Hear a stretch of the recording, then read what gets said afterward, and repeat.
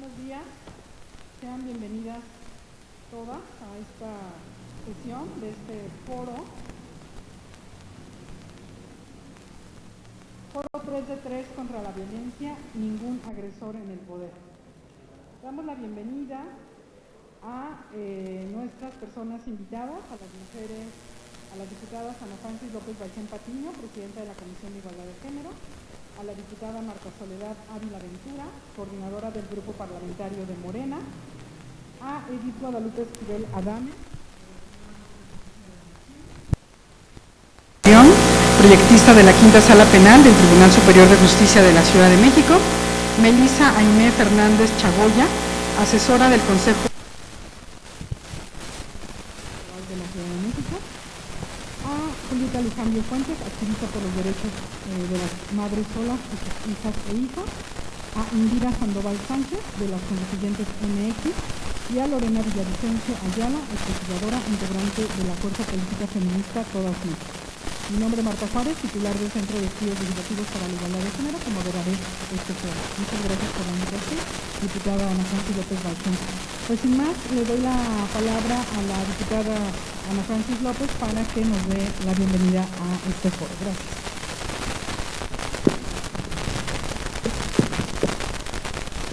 Muchísimas gracias. Gracias por estar acá. Muchas gracias, compañeras. Gracias por estar acá.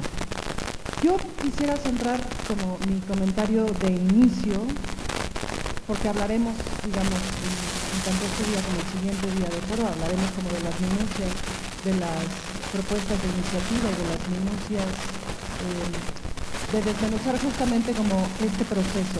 Pero yo quisiera centrar mi comentario en el carácter premonitorio de lo que creo que va a pasar con esta reforma y dónde es que tenemos que agarrarnos todas de la mano. Porque quisiera centrar mi comentario en las minucias del pacto patriarcal. Las minucias del pacto patriarcal que hacen que entre nuestros mismos compañeros se les haga perdediza la reforma, el folder se les pase para la oficina de al lado. Entre nuestros mismos compañeros de los tres poderes, las cosas vayan a dar al último escudero. Muchas veces por propia voluntad, muchas veces por una conciencia absoluta de que la señora está exagerando, pero muchas veces por una costumbre de que esto no es importante, ni siquiera por mala voluntad, sino por la costumbre de haber normalizado lo que no es normal, de haber normalizado que somos las mujeres las que sostenemos el cuidado de los hijos, de haber normalizado que somos las mujeres las que de alguna o de otra manera tenemos que prestar por lo menos una sonrisa, si no es que un cierto servicio sexual a los hombres en general. Para todas las que estamos aquí me parece que es absolutamente claro en dónde está el problema o cuáles son los problemas. Ningún agresor sexual, ningún deudor alimentario debería ocupar en ningún puesto de poder, pero además no debería de tener ni licencia de conducir ni permiso de nada.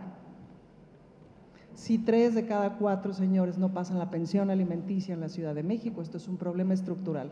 No son 4 o 6 babotas que se les pasó o que son medio desobligados. Esto es un problema estructural solapado por todos y cada uno de los señores y muchas señoras que están en el pacto patriarcal. Entonces, sí necesitamos ir de la mano todas juntas, pero todas juntas, en todas las áreas de la vida pública, en todas las áreas, no solamente desde dentro de los tres poderes, sino desde sociedad civil. Porque lo que es cierto es que es en este proyecto político en donde los avances de los derechos de las mujeres han ido mucho más rápido. Y no ha sido fácil. Cualquiera que haya estado o esté dentro de este proyecto político lo sabe. Tenemos que pelear, incluso convencer, pelear, discutir contra nuestros mismos compañeros. Que citando a Valentina Batres en una conversación que teníamos el otro día, que decía, los compañeros son bien solidarios, hizo una pausa, bien machines, pero bien solidarios. Sí, pero esos son los que hay, como esos son los que hay en la casa, como esos son los que hay en la familia, como esos son los que hay en el edificio, como esos son los que hay en el mundo. Entonces, este es una suerte de proceso educativo de los compañeros y cuando hay que ponerse en la firmeza y en la pelea, ponerse en la firmeza y en la pelea todas juntas. Yo pienso que es principalmente un proceso educativo entre aliados de la izquierda. pero hay momentos complejos y complicados. Entonces, pues en eso no perder ni la paciencia ni la tenacidad, sobre todo porque ahora pues la paridad justo nos permite estar de entrada, pues, ¿no? Y eso es una gran ventaja. Un dato que me daban el otro día que me impresionó mucho es que en México es de los 4 países más paritarios del mundo en los poderes, pues, ¿no? En Estados Unidos el Congreso tiene el histórico del casi 28% de mujeres en el Congreso, el 28%. Para nosotras eso suena ya casi prehistórico, pues, ¿no? Y eso es una gran ventaja. Entonces, de lo que estamos hablando aquí es de colocar la vergüenza donde va, ¿no? Es decir, no colocar la vergüenza en la madre soltera, no, colocar la vergüenza en el padre ausente, colocar la vergüenza en el acosador, no colocar la vergüenza en la mujer que se pone una minifalda, en la mujer que coquetea, no, colocar la vergüenza en el señor que acosa, que se pasa, que asume cosas que no son, que nos sigue mirando como objeto, sea funcionario o no. Aquí específicamente estamos hablando de que ninguna persona que tenga esas prácticas culturales que sabemos que son delitos, que sabemos que son faltas, sea funcionario público, como no permitiríamos que alguien que tenga, que alguien que robe, ¿no?, etcétera, diríamos, obviamente no puede ser funcionario público, pues, ¿no? Entonces, se trata de sacarlo de la costumbre, pues, ¿no?, que ya no sea costumbre el patriarcado, que sea la anomalía, pues, ¿no? Es todo un cambio cultural y por eso celebro profundamente la iniciativa de la diputada Marta Soledad Ávila Ventura, coordinadora del grupo parlamentario de Morena, de haber justamente metido estas iniciativas de reforma justo porque es la persona con más poder dentro del grupo parlamentario de Morena, ¿no? Entonces, de ahí es de donde nos tenemos que agarrar, todas juntas. Ni modo, Marta, ya te cayó el chahuizle. Muchas gracias.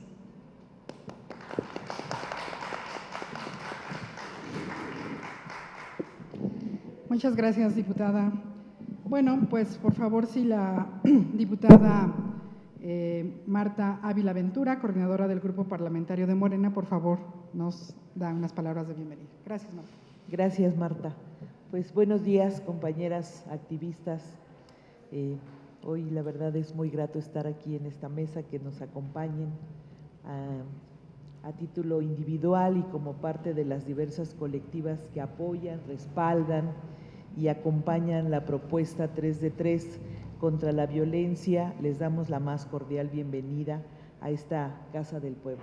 Agradezco la invitación que me hizo nuestra compañera diputada Ana Francis, presidenta de la Comisión de Igualdad de Género en el Congreso de la Ciudad de México, para saludarlas y darles una calurosa bienvenida a todas y todos, y en especial a nuestras compañeras invitadas especiales, Edith Guadalupe Esquivel, Adame, que nos acompaña desde la Suprema Corte de Justicia de la Nación, a Karen Monzón Carrión, proyectista de la Quinta Sala Penal del Tribunal Superior de Justicia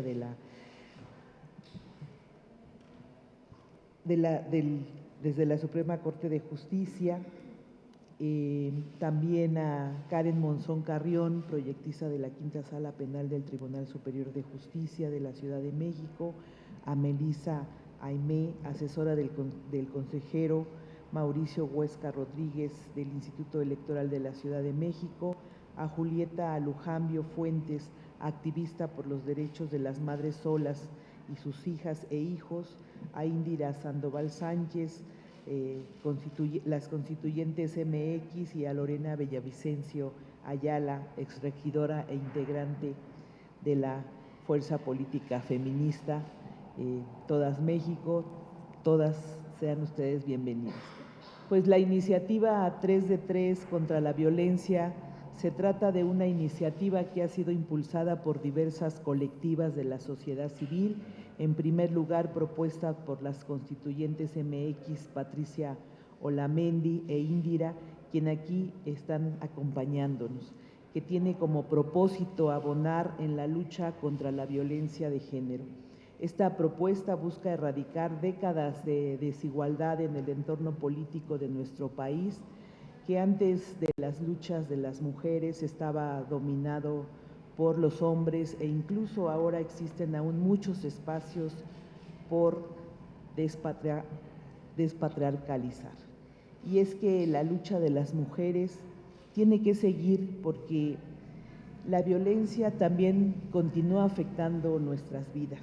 La encuesta nacional sobre dinámica de las relaciones del hogar del año 2021, por poner un ejemplo, estima que en la Ciudad de México el 76.2% de las mujeres de 15 años o más experimentaron algún tipo de violencia a lo largo de la vida y 46.1% en los últimos meses.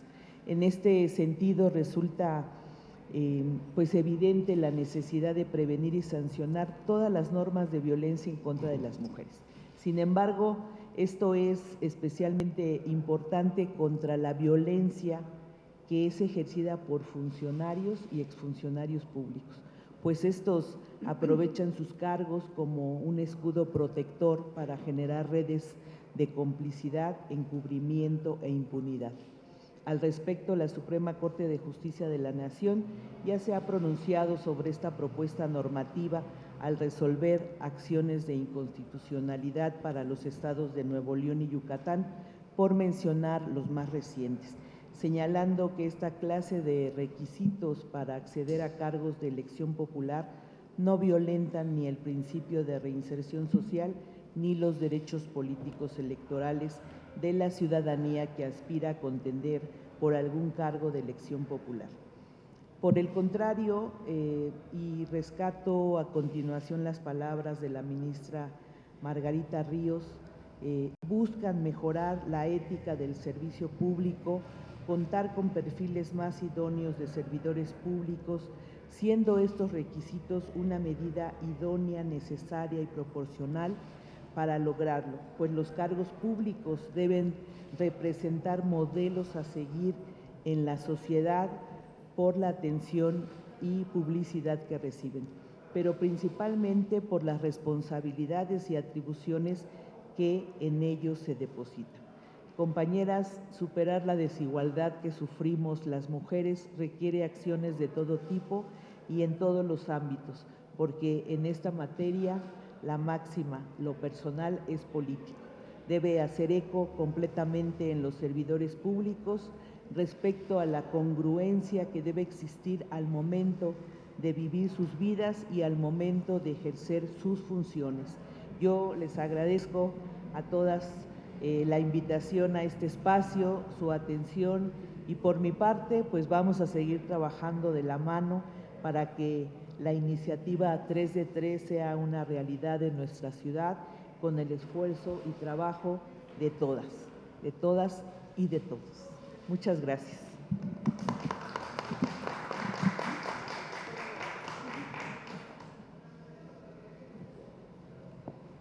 Muchas gracias, diputada Ávila Ventura, por sus palabras. Bueno, pues en efecto hoy estamos en este foro 3 de 3 contra la violencia, ningún agresor en el poder. Quisiera destacar que estamos en uno de los ejercicios virtuosos en donde se ha podido constatar en diferentes momentos, modelos y temas esta vinculación virtuosa que es el impulso de diferentes activistas, representantes del movimiento feminista en sus diversidades, que se organizan para presentar un tema, generar un tema de agenda pública, de presentarlo a legisladoras sensibles, ¿no? Con esta agenda, legisladoras aliadas completamente con esta agenda. Y también en esta mesa están, temas que se aprueban en una legislatura o que son tomados, por ejemplo, por el Instituto Nacional Electoral para poner características, condiciones para que los partidos políticos cumplan con ciertas características para que las personas que se postulan a los cargos de elección popular cumplan con ellos. Entonces se va generando un espacio virtual de trabajo y posteriormente el Poder Judicial, los tribunales, analizan los temas que son controversiales y por fortuna justamente en este momento en que estamos viviendo la vida pública en México, la vida política en México, pues los tribunales están cada vez más orientados a valorar y fortalecer los argumentos de derechos humanos de las mujeres, la participación política, la vida libre de violencias y pues en esta mesa escucharemos esas tres partes, ¿no? La ciudadanía organizada, el poder legislativo, el poder judicial a través de la voz de diferentes tribunales para acompañar de manera coordinada este tipo de iniciativas que es tan importante que se realicen para la vida pública y política de las mujeres y de todas las personas en nuestro país. Entonces, bueno, para empezar con el foro, con la participación de nuestras ponentes, le daré la voz a Julieta Lujambio Fuentes. Tengo en la carpeta una serie de currículums bastante extensos, dada la experiencia de nuestras ponentes. Para hacer mejor uso del tiempo y que ustedes tengan mayor uso el micrófono, voy a leer muy poquito de sus reseñas, solamente para dejar claro quiénes son y que ustedes tengan mayor uso del micrófono. Las diputadas tienen sesión, hoy hay día de sesión en el Pleno, entonces estarán aquí en el Pleno al lado, estarán al pendiente, están aquí sus equipos para tomar las notas respectivas, escuchar y vendrán eventualmente en algún momento que les sea posible. Muchas gracias. Gracias, compañeras.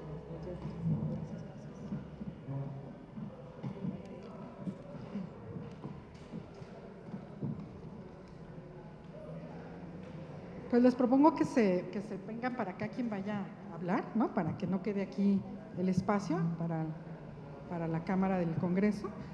Y bueno, en lo que Julieta Lujambio se traslada de silla, les leo muy brevemente que Julieta Lujambio Fuentes, como casi que no necesita presentación, es comunicadora mexicana, conductora de medios electrónicos, logoterapeuta, mediadora familiar, activista por los derechos humanos de las madres solas e hijos y conferencista en temas de fortalecimiento de las familias y dentro de ellas las mujeres en especial.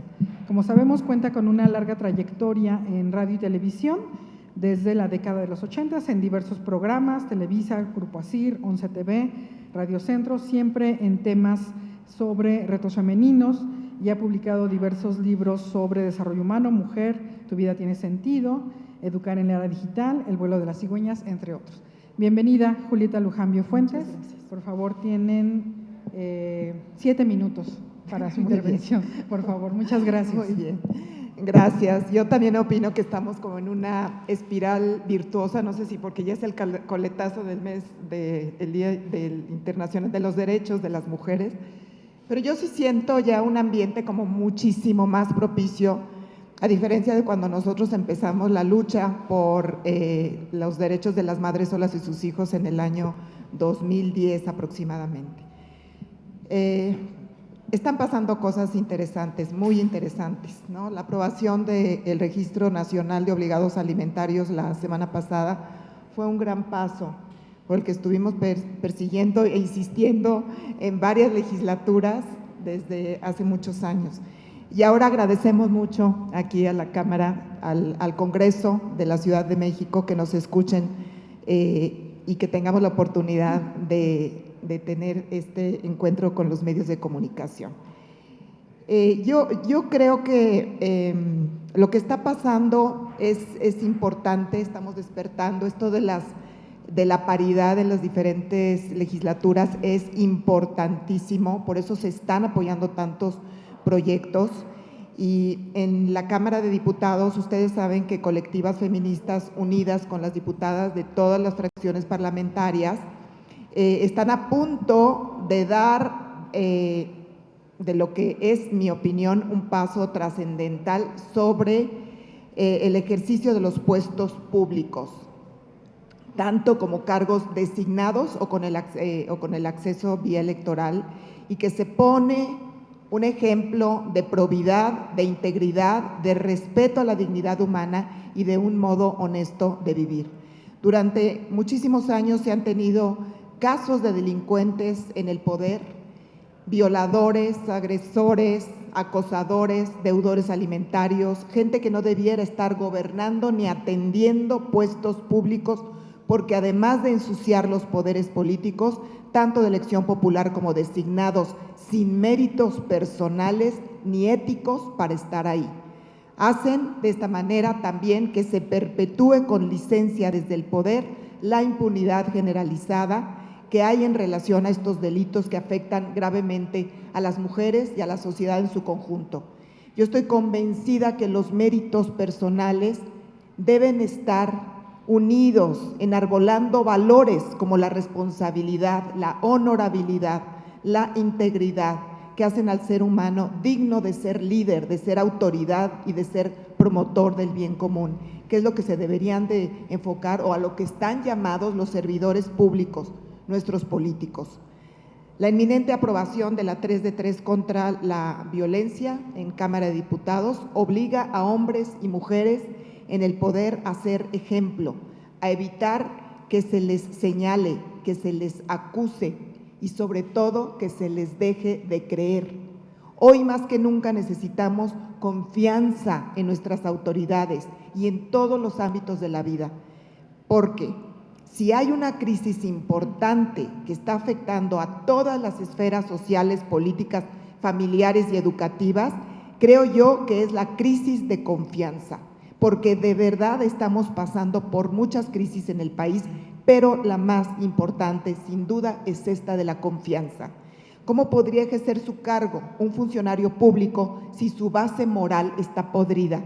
¿Cómo decirle a esa joven que está viendo por los medios a su violador con una sonrisita socarrona desde la curul o desde cualquier otro puesto público hablar de justicia? ¿Qué confusión debe sentir ese niño que no ha convivido con su padre ni ha recibido de él nunca un peso por pensión alimenticia y ni siquiera una miradita cuando se entera que está haciendo campaña político a favor de la infancia? Lo que se escribe en las currículas de la gente no refleja cabalmente la clase de persona que se es. Lo que no se pone en una semblanza profesional habla más de los títulos y de los supuestos logros. Creo que por ello la 3 de 3, en un segundo momento, debería estar en las escuelas, en las universidades, en los sindicatos, en las empresas, en todos los lugares donde los cargos de autoridad requieran ser limpiados, porque para que la política vuelva a ser confiable en cualquiera de sus manifestaciones, necesita sí o sí abrazar la ética, la moral y acatar las leyes sin excepción. No es posible tener gente perfecta, pero la decencia debe ser uno de los requisitos básicos para gobernar y para gestionar recursos públicos. Y así como la exigencia de que estén los mejores en el poder, también invitamos a la ciudadanía, especialmente a las mujeres, a denunciar, a terminar con esa cifra oscura, escalofriante, que le tiene miedo a la realidad. Solo así empezaremos una lucha frontal contra la impunidad. Dice un amigo mío, Eduardo Garza, y en relación a lo que decía la diputada Ana Francis López, que la cultura gana a la estrategia. Nosotros podemos tener aquí muchas estrategias, pero como decíamos con Lorena hace ratito, si no nos cambiamos el chip de que no se puede tener gente de este nivel que son delincuentes en el poder ni en ningún lado. Y así como la exigencia de que estén los mejores en el poder, también, les repito, estamos invitando a que se denuncie. Para que tengamos igualdad sustantiva tiene que haber cero impunidad. La 3 de 3 es valiente al poner en la categoría de delincuentes a los que quieran ostentar el poder muchas veces con faltas graves, sistemáticas de agresión, de acoso, de violación, de deuda alimentaria. Y en este país hay que hacer todos nuestra parte para limpiar la casa, la propia primero, dentro de nuestras 4 paredes, y con ello ayudemos a limpiar las estructuras políticas, barriendo desde los escalones más altos. Y aquí quiero agradecer a Marta que me pasaron un estudio que hicieron sobre cómo han ido funcionando los registros de deudores alimentarios, no solamente aquí, el que se aprobó en el año 2011, sino también en otros lados, y hacen un estudio comparativo de las restricciones que tienen los deudores alimentarios en otros países. Y créanme que lo que se aprobó en el Senado la semana pasada se queda cortito con relación a lo que está ocurriendo en otros lados. Y si hay pocos registros, no es porque haya pocos deudores, sino porque estos registros pues no tenían dientes, no tenían esas acciones coercitivas para que los deudores pagaran. Así es de que yo espero que con la entrada en vigencia del nuevo Registro Nacional de Obligaciones Alimentarias se armonicen pronto, así como en la Ciudad de México, en los otros 14 entidades federativas que ya lo tienen, y que nos apuremos a que ese registro sea operante, esté siempre vigoroso, vigente y que sirva de mucho, que sea de verdad muy útil, que sea eficaz. Bueno, gracias por invitarnos, gracias por la invitación y muchísimas gracias por la escucha. Muchas gracias, además, como buena comunicadora, muy puntual con el tiempo. Muchas gracias. Bueno, pues si quieres, quédate acá, porque si no se ve muy vacía la mesa de este lado. ¿Sí? Sí. Okay, pasémoslos. Sí, y pues también podemos hacer el mismo cambio con Indira para que nos acompañe. Mientras leo su breve reseña que voy a sacar de aquí. Indira Sandoval es politóloga feminista, defensora de derechos humanos, cuenta con estudios en antropología social en la Escuela Nacional de Antropología e Historia, es fundadora e integrante de distintas organizaciones políticas, las constituyentes MX Feministas, nosotras tenemos otros datos, la Fuerza Política Feminista Todas México. Es una de las principales impulsoras de la iniciativa denominada 3 de 3 contra la violencia, que es sobre lo que gira este foro. Es asesora parlamentaria en derechos humanos, integrante del grupo de expertas de la Oficina de Naciones Unidas en México contra la droga y el delito, la 1DC. Ha sido condecorada en 2021 con la condecoración Mujeres Líderes de las Américas por su desempeño en la defensa de los derechos de las mujeres y forma parte de las 16 biografías de mujeres líderes en esta Ciudad de México en la edición 2016. Adelante, Indira, por favor. Gracias. Muchas gracias, Marta, por esta presentación y por recibirnos en este congreso. Saludo con mucho gusto a la mesa porque para tratar este tema sin duda es fundamental hacerlo del lado de quienes, y esperando que de su inminente, como lo comentó Julieta, aprobación, con las y los operadores de la ley, es fundamental hacerlo de la mano con el Instituto Electoral, con la Suprema Corte de Justicia de la Nación, con el Poder Judicial en la Ciudad de México y otras instancias que habrá permanentemente que estar tocando la puerta para saber cómo se operaría esto.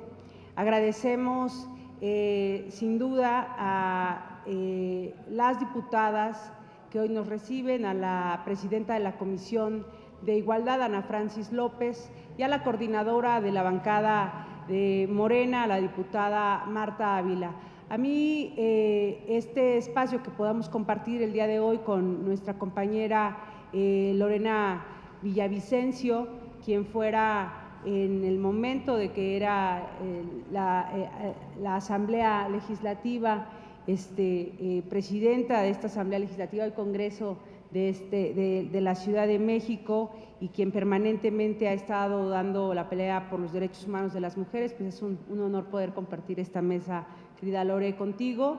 Y bueno, con estas buenas nuevas, pero que se han sido producto de luchas permanentes y constantes con Julieta Lujambio, con esta reciente aprobación de este Congreso, pues venir haciendo esta trenza, ¿no?, de poder acompañar otras causas y poder poner sobre la mesa el día de hoy esta iniciativa. Yo quisiera pensar que es un muy buen síntoma el que se haya presentado por la coordinadora de la bancada más numerosa en este Congreso la iniciativa y que no quiero darlo por sentado.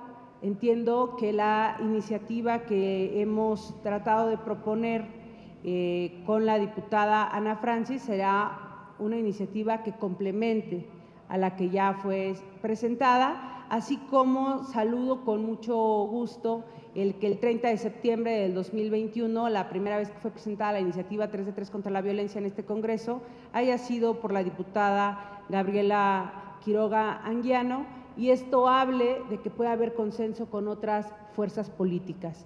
Lo comento porque no se trata de generar solo una iniciativa y de presentarla. Este día estaríamos siendo el Congreso número 25 en el país que tendríamos la iniciativa presentada, pero esta está solo legislada en 10 entidades del país y nosotras queremos que sea una ley, un marco jurídico efectivo, no solamente un tema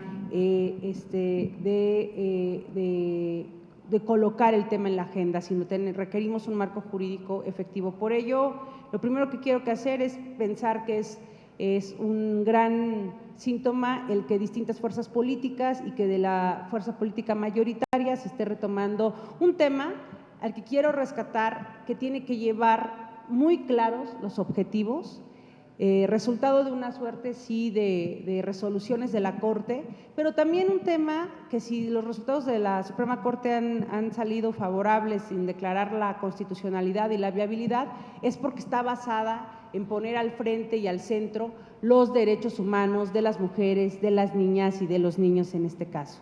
¿Qué quiero decir? Que no es violatoria de derechos humanos y que ahí habría que entrar en contexto que no solamente se requiere para los cargos de elección popular, que es en el sentido que se ha presentado una iniciativa, sino es para, por eso se llama 3 de 3 contra la violencia, porque son distintos 3, y así literal por la señal de la 3 de 3 y líbrenos de los deudores, agresores y acusadores.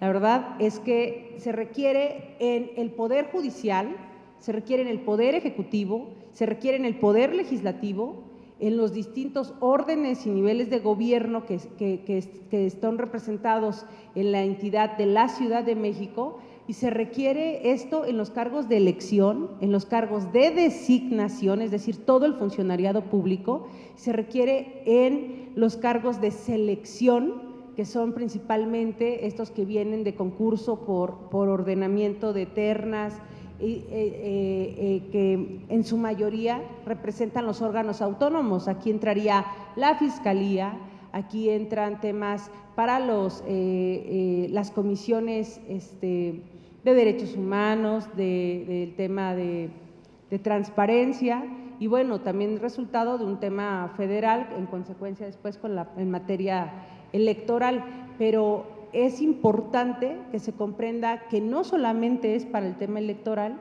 y que no solamente es con sentencia. Es muy importante, y adelantando este buen síntoma de que ya se presentó en la Ciudad de México, queremos compartirles que estamos a días de que podamos estar dando la buena nueva, muy buenas noticias, de la aprobación de la 3 de 3 en primera instancia por la Cámara de Diputados Federal como Cámara Origen, para su posterior aprobación, y desde aquí adelantamos la exigencia de que sea de inmediato porque vamos contra tiempo, por el Senado de la República, y entonces la entidad de la Ciudad de México sea de las primeras entidades que levante la mano en decir, pues aquí vamos a aprobar la minuta, ¿no? Entonces, una de las principales solicitudes que dejamos hoy a la presidenta de la Comisión de Igualdad de este Congreso y a la coordinadora de la bancada de Morena en este Congreso es que, con independencia de los tiempos legislativos de las iniciativas presentadas que habrán de juntarse para dictaminarse a la brevedad en lo local, pues solicitamos que puedan enlistar la minuta una vez que se turne y que la Ciudad de México, que se ha distinguido siempre por ser esa caja de resonancia, sea de los primeros congresos en que aprueben la iniciativa en el marco federal, la cual contempla el tema del Poder Judicial, contempla el tema del Poder Ejecutivo, el tema de la administración pública y lo legislativo, así como otros órganos autónomos, y no solamente los cargos de elección popular. En ese sentido también es un tema de 3 de 3, porque se requiere un tema de elección, de designación de concursos, sí lo federal, lo estatal y el tema de las alcaldías, sí el asunto de los cargos, de los órganos autónomos, sí, pero también es 3 de 3 porque requerimos que sea requisito de elegibilidad, de idoneidad y de probidad. Ya no basta solamente si ponemos la tabla rasa, pues aquí todo el mundo cubriríamos el tema de ser elegibles. Tenemos la edad, los hombres en su mayoría podrían tener el tema cubierto de la ciudadanía, los documentos que se le pidan. Y aquí quiero hacer énfasis en el metamensaje. Creo que ha estado escrito en la ley permanentemente qué tienen que ser quienes nos representen, pero creo que lo que no nos han dicho es lo que pareciera que también se vuelve un requisito, es decir, nos dicen que deben ser transparentes, que deben ser eficientes, que deben ser eficaces, pero prácticamente también nos han mandado decir históricamente a las mujeres, no importa que sean deudores, agresores o acosadores, es decir, que si no está prohibido, entonces está permitido. Y en las cifras que ya comentó Julieta, y un poco para ir cerrando, y seguramente va a complementar muy bien en estos datos por la experiencia que tiene Lorena, yo sola me quedaría con un dato que representa en la Ciudad de México. El asunto de que es estructural los datos en materia de violencia sexual, de materia de violencia familiar y en los datos que ya se comentaron de los deudores de pensión alimenticia, y retomando lo que comentó la presidenta de la Comisión de Igualdad, la diputada Ana Francis López, son prácticas totalmente toleradas, son prácticas que si de verdad estuviéramos hablando de una democracia y de un Estado de Derecho, la 3 de 3 sería una sobrelegislación. Desafortunadamente, contamos con datos duros que nos han llevado a la vergonzosa situación que en el Poder Judicial de la Ciudad de México hemos tenido a magistrados, incluso con la osadía de querer perpetuarse en el cargo o repetirlo, siendo agresores sexuales de sus hijas. Hemos tenido el tema de diputados locales al respecto, de alcaldes o exalcaldes o delegados, o esta figura en lo local de las que ahora conocemos como alcaldías, con estos antecedentes de denuncia. Yo cierro mi participación comentando que si bien ya se hizo una avanzada de iniciativas, esto tiene que complementar, y es la postura de las constituyentes, es la postura de Todas México, es la postura de Mamás Solas, es la postura de las distintas fuerzas que el movimiento y la pluralidad del movimiento feminista ha impulsado esta iniciativa, es con el antecedente de denuncia, investigación, procesamiento o sentencia firme. No puede basarse solo en sentencia firme, porque tendríamos entonces, y ahorita escucharemos con atención al tribunal, cuántas sentencias tenemos por violencia familiar, cuántas sentencias tenemos por violencia sexual, cuántas sentencias tenemos por los deudores de pensión alimenticia. Las leyes deben responder a las realidades, y la realidad en este momento en la Ciudad de México y en el país contra las mujeres, las niñas y los niños es un asunto de emergencia nacional. Entonces, la 3 de 3 tiene que ser este parteaguas en cambiar las reglas en la democracia y para garantizar una vigencia del Estado de Derecho, garantizando en que no haya ningún agresor en el poder, en ninguno de los órdenes y niveles del gobierno que éste lo represente. Muchas gracias.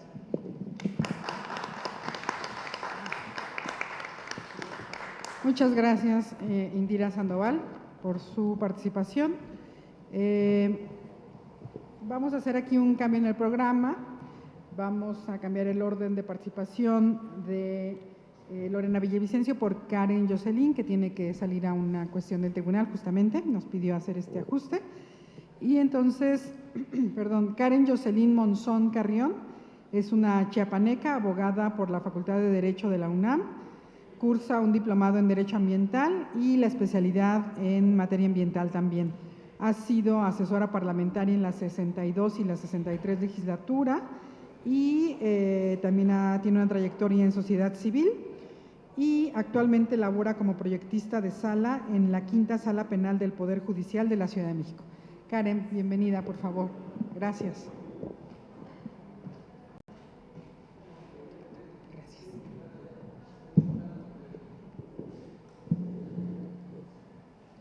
Muchas gracias, Marta, por la invitación. Muchas gracias a la diputada Ana Francis López, presidenta de la comisión, también por aperturarnos este espacio desde el Poder Judicial y en representación de la magistrada Celia Marín Sasaki, titular de la Quinta Sala Penal del Poder Judicial de la Ciudad de México. Es un gusto que estos puentes de comunicación entre los poderes sea constante, porque al final, pues, las leyes que de aquí emanan se aplican y nosotros las aplicamos en las sentencias que día con día estamos analizando.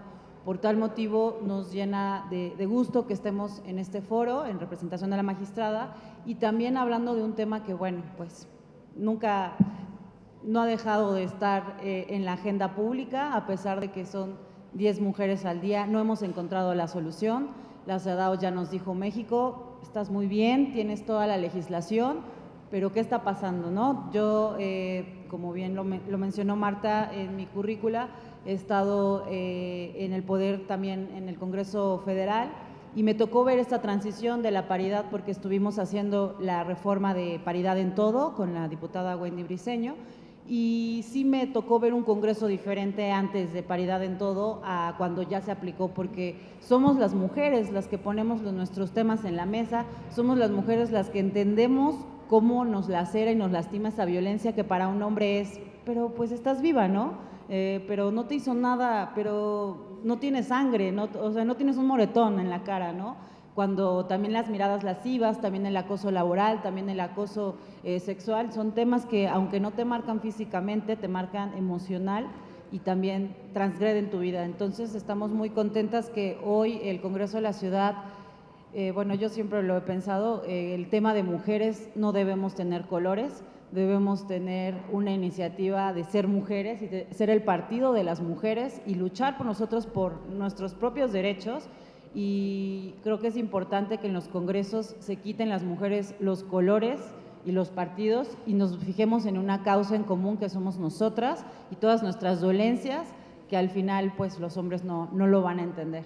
No es un tema de discriminación, es simplemente que pues la violencia que vivimos nosotras es de la que podemos hablar. En cuanto a la iniciativa, bueno, pues estamos muy contentas. Afortunadamente ya el Senado también está avanzando a pasos agigantados y bueno, pues ya lo comentó Indira, yo también para no abarcar mucho tiempo, también nos parece una gran iniciativa. Igual creemos que en el Poder Legislativo las cosas han avanzado porque hay paridad y porque las mujeres están ahí vigilando los temas. En el Poder Judicial las cosas han sido muy lentas, las cosas, no hay paridad, ahorita en el Congreso de la Ciudad de México no existe la paridad, hay más hombres magistrados que mujeres, hay más jueces magistrados, hay más jueces que juezas y eso también nos debilita como institución porque no hay más mirada de mujeres atendiendo problemas de mujeres, pero no solo eso, sino también esta necesidad urgente, quizá eso será materia de otra iniciativa, pero no está de más acotarla, de que cumplamos con esta recomendación número 33 de la CEDAW, en el que todos los juzgadores tengan conocimiento de causa de la perspectiva de género. Es súper importante que, bueno, que primeramente la iniciativa se le agregue el artículo 35 de la Constitución de la Ciudad de México, que tampoco ningún juez, ningún magistrado deba de ser violentador de esta 3 de 3. Eso es muy importante. Y la magistrada, yo comentando antes de venir para acá, me decía, pero no solo los altos cargos de poder, como magistrados y jueces, es necesario que también cualquier operador de justicia, secretario de acuerdos, cualquiera que trabaje en el Poder Judicial, todos sean, no tengan estas tres violencias que hayan cometido, porque al final el pacto patriarcal cubre a los violentadores y lo hemos visto nosotros en asuntos en donde, pues bueno, si en este caso se llegara a modificar el artículo 35 en el que jueces o magistrados no puedan acceder al cargo por este tema, lo que va a suceder es que los proyectistas, los secretarios de acuerdos, que también tienen niveles importantes en el Poder Judicial, o los propios administrativos, si se llevan muy bien con el juez o con el magistrado, pues los va a proteger este pacto patriarcal y al final vamos a quedar en las mismas circunstancias porque pues ya sabemos de casos, hay casos muy sonados mediáticamente, pero internamente hay casos aún más tenebrosos y más que dan miedo saber todo lo que le ha pasado a las pobres mujeres o hasta los niños que han denunciado esta violencia en contra de estos personajes que pues al ser o al laborar en el Poder Judicial se sienten protegidos con el manto divino y ya sacan lo que le llaman el charolazo para decir, yo soy intocable, a mí nadie me va a hacer nada porque mira quién es mi jefe y mira el pacto patriarcal me está cubriendo. Entonces es muy importante que en esta iniciativa se considere que todos los agentes del Estado, en particular los que trabajan en poderes judiciales y más a nivel estatal, porque es ahí donde se cometen las peores violencias, pues también se consideren en la iniciativa, porque pues no sé, y lo repito, en el poder legislativo y está avanzando todo muy bonito y envidiamos su paridad, porque decimos cuándo el poder judicial también va a estar actualizado, cuándo también vamos a gozar de esta paridad obligatoria, ¿no? Y hay que decir que bueno, que hace más de 40 años no tenemos una presidenta mujer en el Poder Judicial, lo cual también es muy importante cambiar la mirada, cambiar la perspectiva y poner nuevos paradigmas, pues para ver qué pasa, ¿no? Digo, si en 40 años no ha pasado nada, pues probemos qué tal si una mujer llega a la presidencia en este poder que pues ha sido un pacto patriarcal muy difícil de romper. Y bueno, nosotros consideramos que es importante que esto se considere en la iniciativa y posteriormente también poder hablar de que se hagan concursos y que antes de que lleguen a los cargos, en este caso jueces o magistrados, se considere que tengan perspectiva de género y que sean conocedores en la materia, porque eso también, no importa que también sean muchas mujeres en el cargo, si no sabemos que estas mujeres van a aplicar la perspectiva, porque por ahí ya también ha salido este mal dicho que dicen, a veces las mujeres son más machistas que los hombres, y en temas judiciales a veces pasa, y más en temas familiares, que pues hay que asegurarnos que no solo sean mujeres, sino que sean mujeres conocedoras de la perspectiva y la aplicación de la perspectiva de género, que esto es un mandato pues, ya esta recomendación 33, creo que es del 2015 por ahí, entonces pues ya vamos para 10 años igual y seguimos en las mismas.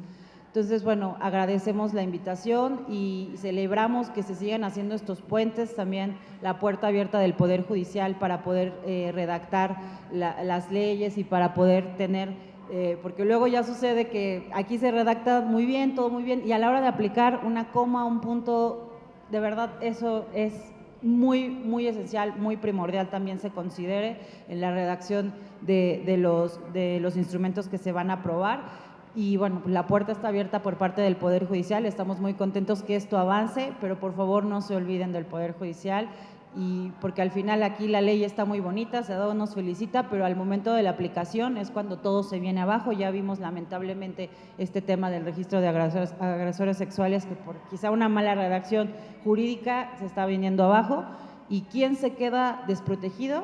Las víctimas. ¿Y a quién estamos protegiendo? Ay, no, pues pobrecito del agresor. No, es que imagínate, ya nunca se va a poder quitar el estigma de agresor o ya el qué dirán y la gente y todo esto, que al final pues volvemos a tener una mirada, creo que patriarcal, y no atendiendo a las víctimas y a la importancia de por qué se generan este tipo de iniciativas. Entonces, bueno, pues no quiero también quitar más tiempo, agradecemos la invitación, el Poder Judicial siempre está al pendiente de lo que está pasando de este lado y con la mayor interés de que podamos también sumar para tener leyes más eficaces y que al momento de que las apliquemos pues sean casos concretos. Pues muchas gracias y quedo a sus órdenes. Excelente día para todas y todos.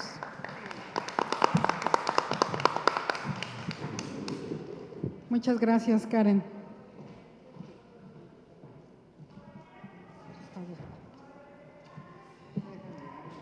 Sí. Bueno, pues siguen el uso de la voz en este foro 3 de 3 contra la violencia, ningún agresor en el poder, a ningún nivel, ¿no? Ningún poder. Queremos una vida libre de violencia en todos los espacios para las mujeres y sus hijas e hijos. Bueno, nos acompaña Lorena Villavicencio Ayala. Ella fue diputada federal de la 64 legislatura, integrante de las comisiones de Justicia, Derechos Humanos y Cultura, coordinadora de la Subcomisión de Violencia de Género y Parlamento Abierto. Fue senadora suplente en el año 2000, diputada local en la Asamblea Legislativa del Distrito Federal, o sea que esta es su casa, presidenta de la tercera Asamblea Legislativa del Distrito Federal, integrante de las comisiones de Equidad y Género, en ese momento Equidad y Género, de Participación Ciudadana y Asuntos Electorales y la Comisión de Prácticas Parlamentarias de la Asamblea, vicepresidenta de la Asociación Nacional de Congresos Locales entre 2004 y 2006. Ha sido una de las diputadas federales muy activas durante esta 64 legislatura y trabajó en favor de los derechos humanos, la justicia garantista y los derechos de las mujeres y las niñas, así como derechos laborales, trabajadoras del hogar y brecha salarial entre sus temas. Dio seguimiento a víctimas indirectas de feminicidio, de violencia de género, impulsó el ingreso único vital como medida para atender la emergencia económica derivada de la pandemia, entre otras actividades legislativas. Adelante, Lorena Villavicencio, por favor. Muchísimas gracias. Bueno, en primer lugar quiero agradecer a Ana Francis, aunque no esté aquí presente. Donde estés, Ana Francis, agradezco mucho la posibilidad de participar en esta mesa y desde luego que haya estado presente la coordinadora del grupo parlamentario de Morena y tu propia presencia, Marta, y decirle a las mujeres que nos acompañan en esta mesa que me siento muy honrada de compartir esta mesa con ustedes. Con muchas de ustedes militamos en las mismas causas, independientemente de la trinchera en la que nos encontremos, y eso es un vínculo indisoluble entre nosotras. Y también reconocer que esta iniciativa surgió del impulso permanente y actuante de las feministas Ciudad de México. Aquí está presente una de sus voceras más importantes, las constituyentes, y también aquí que nos encontramos con Julieta, que ha hecho del tema de los deudores morosos, de las responsabilidades parentales, del interés superior de la niñez, una de sus causas más importantes, y por eso está aquí presente. Decirles que esta iniciativa se presentó ya en este Congreso local, se presentó a través de las constituyentes, también tuvimos la oportunidad de dar un segundo impulso, hace un año exactamente, le presentamos nuevamente la iniciativa a la diputada presidenta de la Comisión de Igualdad y bueno, pues nos da muchísimo gusto que ahora la coordinadora del grupo parlamentario mayoritario haga suya esta iniciativa y que podamos finalmente legislar esta importante materia en la legislatura o en el Congreso local de la Ciudad de México.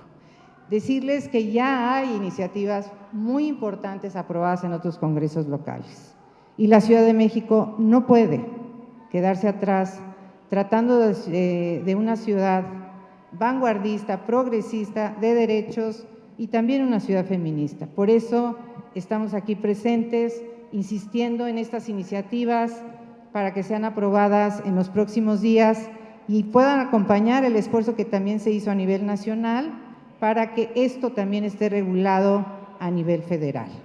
Es importante que nos acompañemos todos los estados y a nivel federal porque ustedes saben que los agresores, los deudores y los acosadores, violadores o violentadores cambian de domicilio muy frecuentemente.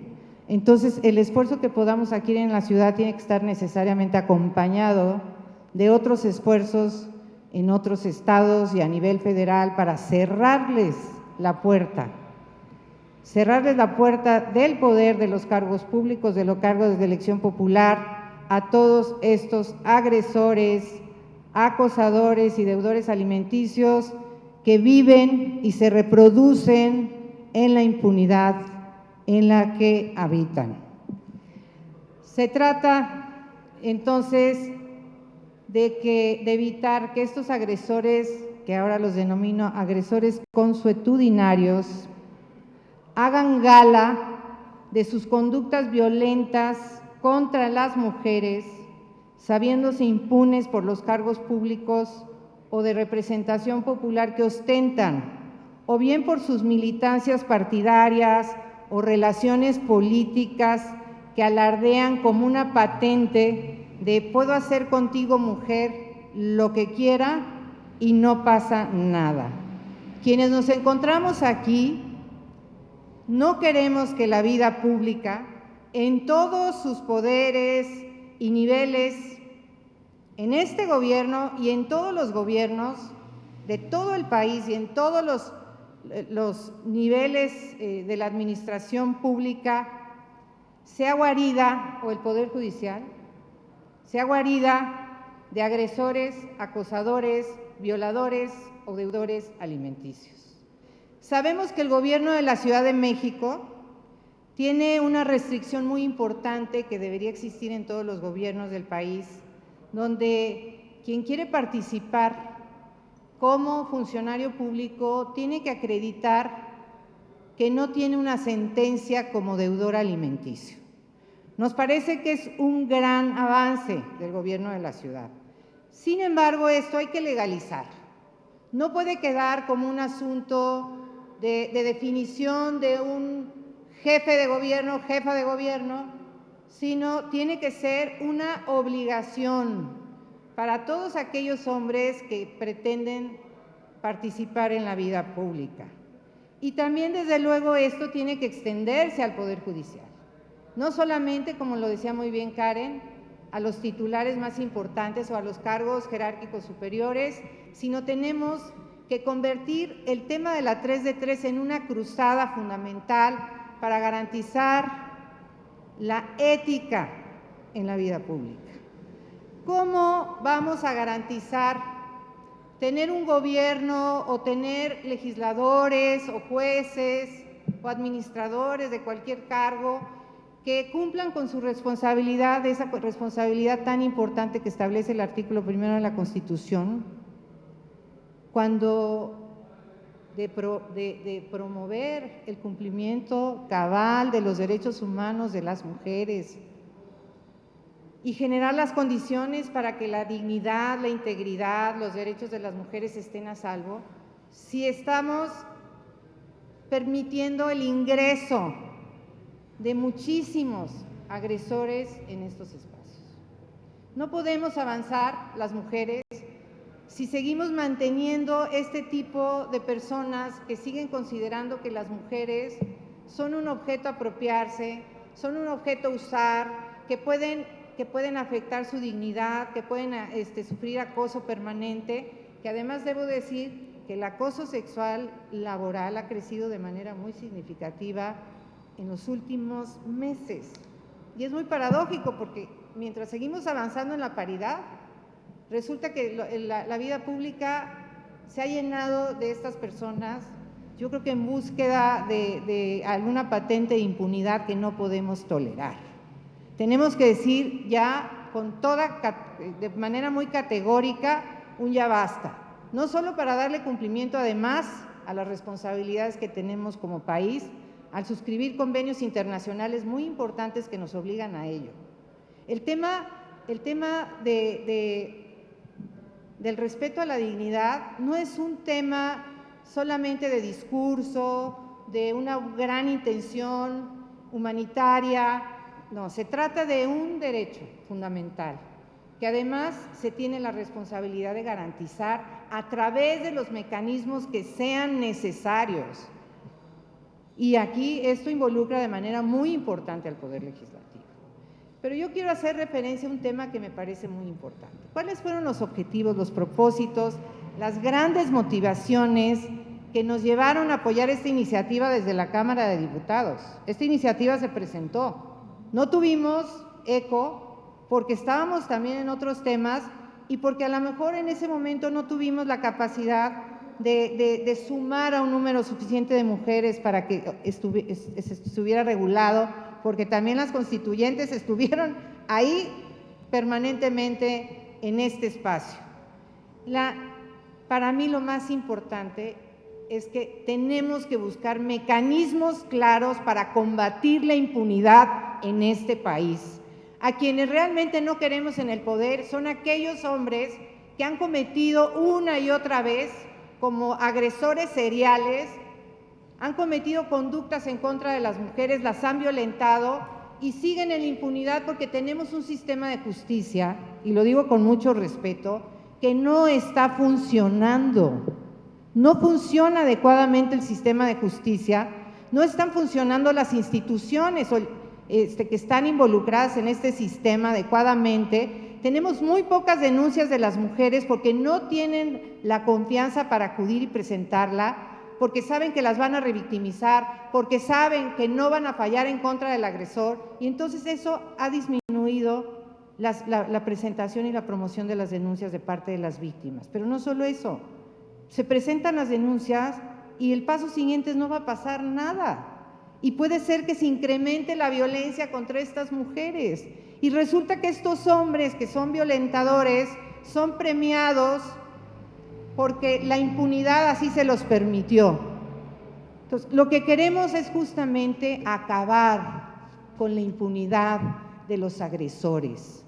Y además, acabando con ella, también logramos dignificar la vida pública del país y de cada una de las entidades de la Federación. No puede ser, y con esto termino, que el artículo 38 de la Constitución establezca como una causal para la pérdida de derechos políticos el ser un briago o borracho, consuetudinario o un vago. Resulta que es mucho más peligroso para una mujer que está participando en la vida pública o para una ciudadana que está acudiendo con un funcionario público agresor. Es mucho más peligroso que hubiera sido borracho a que sea agresor. Entonces, es momento ya de actualizarnos. Y también acabar con estas narrativas, con eso termino, porque también me llamó mucho la atención lo que dijo Ana Francis. Efectivamente, tenemos que acabar con esta narrativa patriarcal que idealiza a estas mujeres fuertes, que sacan adelante a sus hijos, que nadie las ayuda, que son proveedoras, que son cuidadoras, que hacen sus casas, que sobreviven como pueden porque tienen una persona, tienen un padre ausente, abandonador e irresponsable. Esas historias ya no pueden continuar. Las mujeres tenemos derecho a un proyecto autónomo, a desarrollar nuestras vidas, pero además los hijos necesitan padres presentes y responsables. Eso es justamente lo que estamos proponiendo y por eso estamos aquí. Realmente nos da muchísimo gusto que las diputadas de esta legislatura, espero que sea unánime y acompañada por todos los grupos parlamentarios y con todas las ideas que han surgido en este semillero tan importante de iniciativas y que se apruebe próximamente la 3 de 3 y que podamos entonces sí, las mujeres, tener la tranquilidad de que vamos a habitar, las mujeres que habitamos en el espacio público, en estos espacios donde se toman las decisiones, que podamos estar con personas que respetan nuestra dignidad, que respetan nuestra integridad, que respetan nuestros derechos y que nos miran, nos tratan como iguales que somos, por el reconocimiento no solamente de la Constitución, sino es un derecho universal inalienable de todas las mujeres. Eso es lo que nos tiene aquí. Agradecemos muchísimo esta oportunidad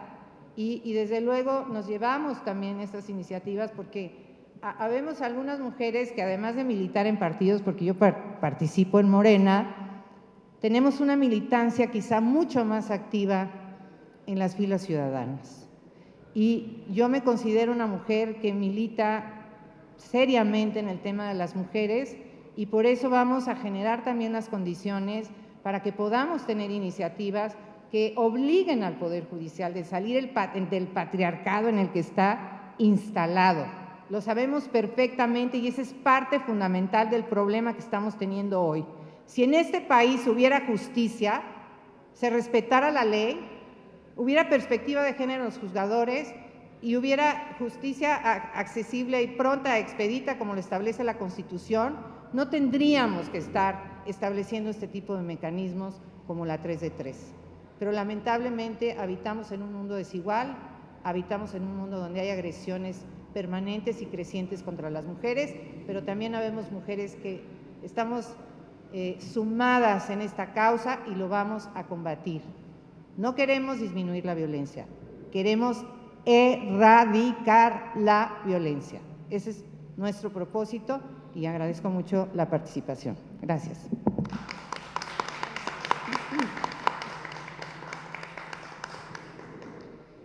Muy bien, muchas gracias a Lorena Villavicencio por sus palabras. Bueno, enseguida tenemos en el programa a la doctora Melisa Fernández Chagoya. quien desde 2017 es miembro del Sistema Nacional de Investigadores del CONACYT. Entre 2014 y 2017 fue la experta suplente de México ante la Convención Belém do Pará. Es doctora en Ciencias Sociales por la UAM. También es docente universitaria desde 2011, coautora de 3 libros que han girado en torno a los temas de juventud y masculinidad, consumo sexual y participación de los hombres en la trata de mujeres con fines de explotación sexual, manuales para erradicar la violencia contra las mujeres. Coordinó el libro Miradas multidisciplinarias en torno a la masculinidad, desafíos para la impartición de justicia, y también es autora de contenidos de los cursos en línea Género y Feminismos, corrientes teóricas y prácticas de igualdad, y masculinidades, teorías y prácticas en torno al ser hombre. Actualmente se desempeña como asesora del consejero electoral Huesca Rodríguez en el Instituto Electoral de la Ciudad de México. Adelante, por favor, Melissa Aimé Fernández. Muchas gracias. Buenas tardes, gracias compañeras. Me quedo de este lado porque siento que así les puedo ver de manera directa. Muy bien. Bueno, pues de entrada agradecer el espacio y comprometerme, ¿no? Me llevo un gran trabajo que es socializar con el equipo de trabajo en el Instituto Electoral de la Ciudad de México y en particular con el consejero electoral Mauricio Huesca, todo lo que aquí se ha dicho que me parece de suma relevancia.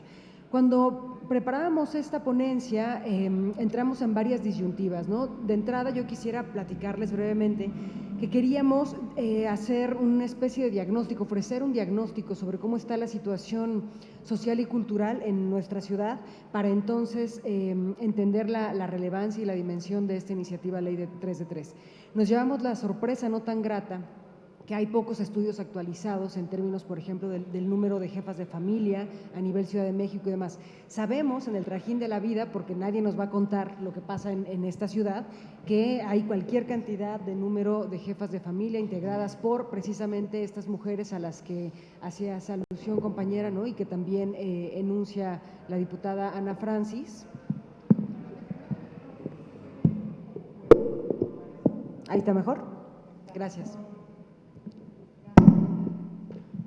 Una situación real que no nos resulta ajena y sin embargo está poco documentada y nos parece que no es fortuito, no es casual ni es ingenuo, digamos. Muy pocas mujeres formalizan la demanda de la pensión alimenticia e incluso de otros tipos de violencia contra las mujeres, porque ya lo sabemos, pues, cómo es un sistema que efectivamente privilegia no solamente a los varones, sino a todo aquello desde una lógica masculinista, pues, ¿no? Que de todas formas va a evidenciar pues un desbalance hacia su favor. Me permito leer brevemente lo que escribimos pensando en la importancia de la Ley 3 de 3 y también de su genealogía, ¿no? Como en todas las leyes, la iniciativa Ley 3 de 3 también surge en el plano de la ciudadanía organizada, activa e informada. En este caso se busca establecer un marco jurídico de responsabilidades para servidoras y servidores públicos y empresas privadas, contemplando la descripción clara y contundente de las conductas que son corruptas, así como la presentación de las declaraciones físicas y patrimoniales, sobre todo del funcionariado público. Acá nos detenemos un poco en la genealogía de estas necesidades que encontramos como ciudadanía, ¿no? Podemos datar esta genealogía en 2016, cuando organizaciones de la sociedad civil y personas académicas inconformes con el enriquecimiento ilícito de quienes supuestamente deben trabajar para el pueblo, presentaron una propuesta de ley general de responsabilidades administrativas, uno de los 7 primeros instrumentos legales del Sistema Nacional Anticorrupción, creado tras la promulgación de la Reforma Constitucional Anticorrupción de 2015. Fueron más de 120,000 firmas que constitucionalmente, de conformidad a la reforma política de 2014, se requieren para que una iniciativa ciudadana de ley sea discutida por el Congreso de la Unión. El 17 de junio de ese mismo año, con 2 modificaciones a los términos en los que originalmente fue concebida la iniciativa 3 de 3, el Congreso de la Unión aprobó el primer paquete de leyes anticorrupción y fueron enviadas al Ejecutivo para su promulgación. Ahora bien, la propuesta 3 de 3 contra la violencia de género, que es la que nos tiene aquí presentes, tiene su origen en la agenda feminista de la sociedad civil y es de particular interés la participación de la colectiva Las Constituyentes MX, quienes lograron el respaldo de legisladoras y servidoras públicas a nivel federal y local para establecer mecanismos para impedir que personas generadoras de violencia familiar o doméstica, violencia sexual o que incumplan con sus obligaciones alimentarias se registren a una candidatura de elección popular, y esto de acuerdo, entre otras, pues, con el análisis análisis que ofrece María Dolores López Loza. Y aquí vamos a citarla directamente. La Ley 3 de 3 contra la violencia, donde deberán declarar de buena fe y bajo protesta de decir la verdad que no cuentan con condena o sanción mediante resolución firme por, inciso A, violencia familiar y o doméstica o cualquier agresión de género en el ámbito público o privado, B, delitos sexuales contra la libertad sexual o la intimidad corporal, y C, tener deudas alimentarias, o incurrir en mora en el cumplimiento de estas obligaciones, salvo que la persona acredite estar al corriente del pago de las mismas o las cancele en su totalidad y no tenga registro vigente en algún patrón de deudores alimentarios. Acá encontramos una posible problemática, ¿no? Un poco anticipándonos a lo que puede pasar es que efectivamente una vez que esto se instaure, pues todo el mundo va a pagar lo que debe y listo, ¿no? Entonces pareciera que se acaba esta genealogía a la que hacemos alusión. Nunca pasó, aquí no pasó y ya cubro con el checklist para entonces ocupar un ejercicio de un puesto de poder. Asimismo, la activista Marta Gómez Moreno explica que la iniciativa ayuda a visibilizar a candidatos que están ejerciendo violencia contra las mujeres, porque si así lo hacen en su casa con las personas que dicen amar, asimismo lo replican en los puestos de poder y candidaturas de elección popular. En tanto, citamos, María Guadalupe Hernández Zárate del colectivo Las Constituyentes expuso que la iniciativa 3 de 3 es un alto, dejar de poner a las mujeres en una posición de vulnerabilidad y de invalidar las diferentes violencias que se ejercen sobre las mujeres, además de hacer un llamado a seguir reflexionando y luchando. Desde el Instituto Electoral de la Ciudad de México encontramos que esta iniciativa 3 de 3 es fundamental para el papel, digamos, que se desempeña desde este lugar, pero también quisimos vincular un poco en aras de no pronosticar, pero sí prepararnos un poco en este terreno de dónde pudiera estar el problema, y aquí encontramos que uno de ellos puede ser la aplicabilidad de mecanismos que prevengan este tipo de ejercicios, ¿no? O este tipo de violencia. Como ejemplo, lo vinculamos estrechamente con la violencia por razones de género, ¿no? Y aquí, bueno, pues nos encontramos frente a una laguna de supuestas subjetividades que impiden el acceso pleno de las mujeres a una vida libre de violencia. Ningún agresor al poder es la consigna que motiva esta iniciativa. Sin embargo, aún hay casos de hombres que en su ejercicio de poder agreden a mujeres con el objetivo de subordinarlas y recordarles el supuesto lugar que deberían ocupar. La violencia contra las mujeres en México y particularmente en este caso en su vertiente en la arena política es una problemática histórica y hoy no solo nos corresponde hacerla visible, sino actuar para garantizar que las mujeres que buscan ocupar cargos de toma de decisiones puedan hacerlo libremente, que se sientan seguras y respaldadas por un andamiaje legal e institucional. Actuar de buena fe cuando estamos tratando con violencia de género no es suficiente. Es necesario fortalecer los mecanismos institucionales que permitan asegurar que ningún agresor ocupe nuevamente una posición de poder. En este sentido, además de activar, digamos, la ley de 3, creemos que pudiera servirnos de ejemplo, digamos, el mecanismo del procedimiento especial sancionador, es decir, que ya está aterrizado, estipulado, tiene pasos a seguir para que efectivamente no solamente descanse en la subjetividad. Ya pagué lo que debía, ya estoy en condiciones entonces de ocupar un puesto, ¿no? Un puesto de poder. Desde este instituto se prevé que durante los procesos de postulaciones de candidaturas se cumpla con la consigna ningún agresor al poder, buscando con ello salvaguardar los derechos y la integridad de las mujeres que ya ocupan alguna posición de poder y que han sido víctimas de violencia política en razón de género, a través de este procedimiento que les decía. Fue ideado como un mecanismo preventivo y reparador de conductas que pudieran vulnerar el derecho equitativo de la contienda política. En materia de violencia de género va acompañado de medidas cautelares que se emiten con el objetivo de evitar la producción de daños irreparables hasta en tanto se emite la resolución definitiva. De manera progresiva, el Instituto Local de la capital del país ha ido implementando herramientas y mecanismos de protección como lo son los análisis de riesgo que se utilizan para tener un acercamiento a la víctima y evaluar las medidas que se requiere para sentirse segura y seguir ejerciendo sus derechos político-electorales. Así, el Instituto Electoral de la Ciudad de México brinda a las mujeres que ocupan posiciones de poder un mecanismo de acompañamiento y seguridad que les da certeza para el ejercicio del cargo que se encuentran desempeñando una vida libre de violencias. Dicho de otra forma, consideramos que la ley 3 de 3, decía, debe tener un mecanismo regulatorio clarísimo, ¿no? Un paso a paso a seguir en cada uno de los niveles de gobierno, como ya bien lo expusieron las compañeras, pero además que exista a la par mecanismos que vayan, digamos, en su tono, no solamente evitar que agresores lleguen al poder, sino fomentar que sean las mujeres quienes tomen esos lugares. Eso sería. Muchas gracias.